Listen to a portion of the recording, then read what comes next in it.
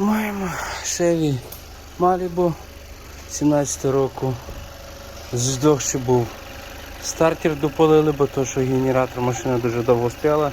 Генератор заклинив, спалили. Стартера крутили довго. Плюс ще кольця чіпо підзалягали. Треба поробити трошки. А так все нормально, чистенька.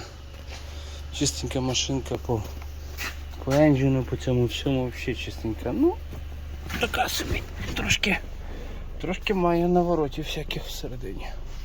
Там blind spots, line assist, everything. Багато чого є.